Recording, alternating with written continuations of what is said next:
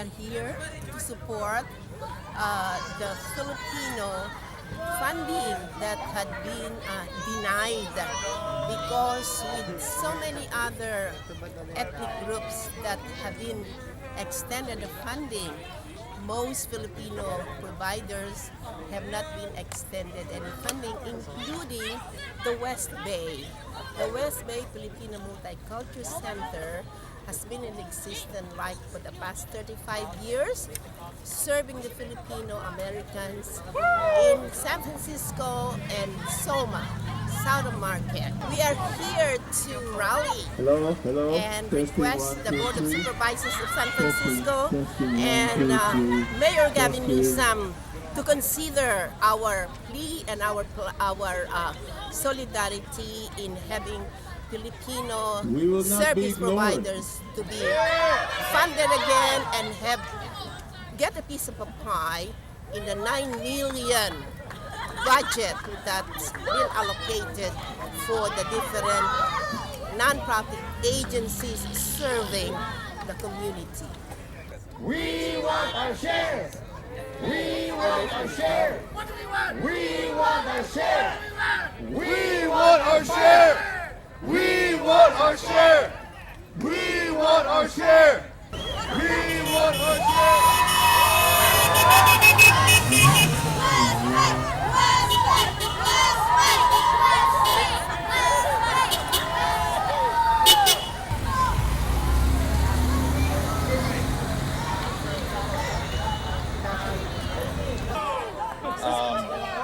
I think we can see from the people who are here, from our youth, our veterans, professionals, students, everyone is here in support of this issue of city funding for our West Bay.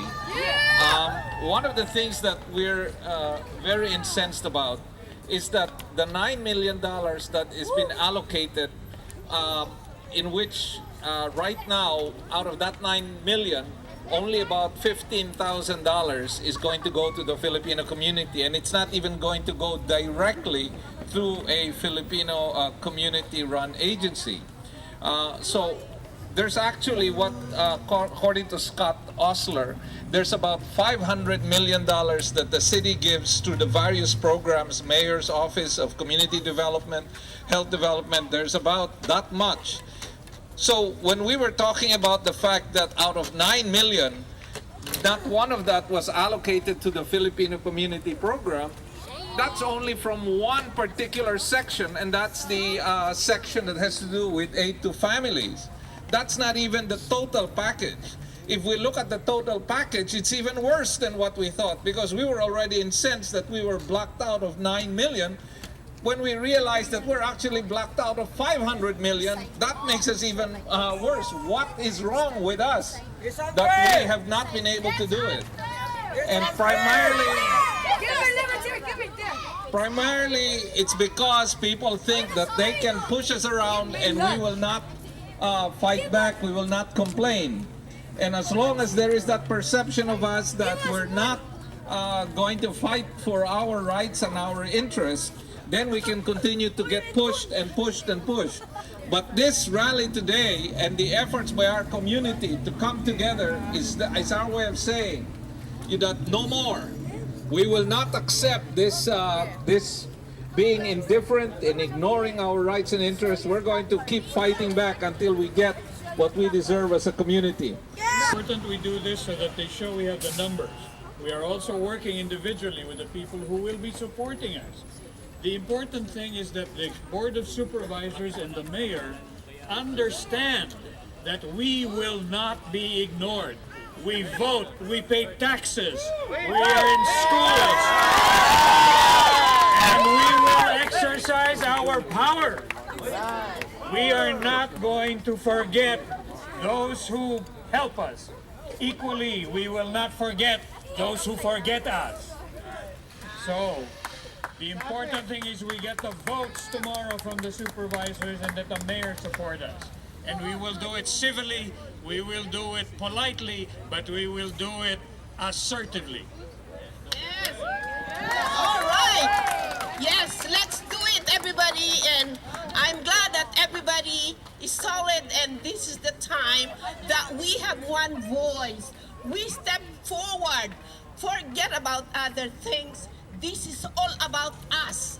This is all about us Filipinos. Now is the time to get the piece of the pie that has long been due to us. So, mabuhay ang Pilipino!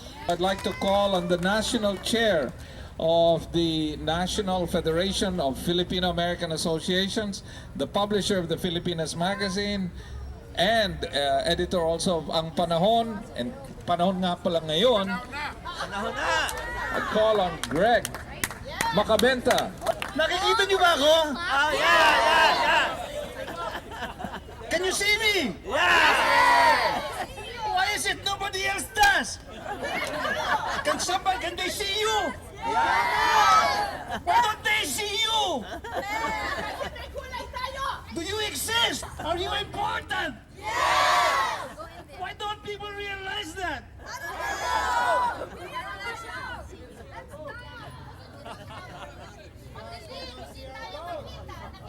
Friends, the time has come to show San Francisco that we exist.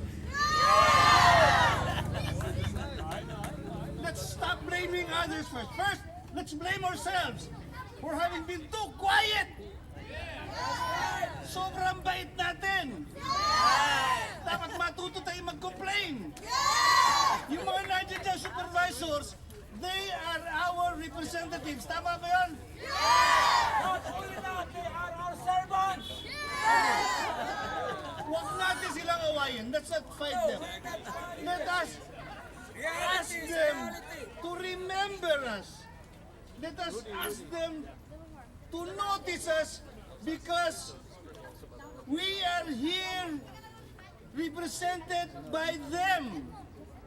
When they forget, when the people who recommend to them forget that the Filipino community in San Francisco exists, they must stand up for us.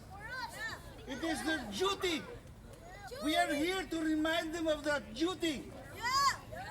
The people who forgot to recommend us were thinking of their own communities. Maybe we cannot blame them for being selfish. Maybe we should insist that we are represented in the decision-making bodies that make these recommendations. So that today, let it be the start of our struggle for empowerment. Because this is not going to be the last time that we will be treated like this. Otherwise, itatanong ko na naman sa inyo, nakikita ko ba kayo? Nakikita niyo ba ako? Let's make sure that they see us. Okay, mabuhay ang Filipino community.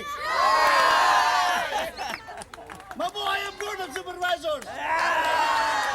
Mabuhay sila sa mga dito pagtatanggol nila tayo.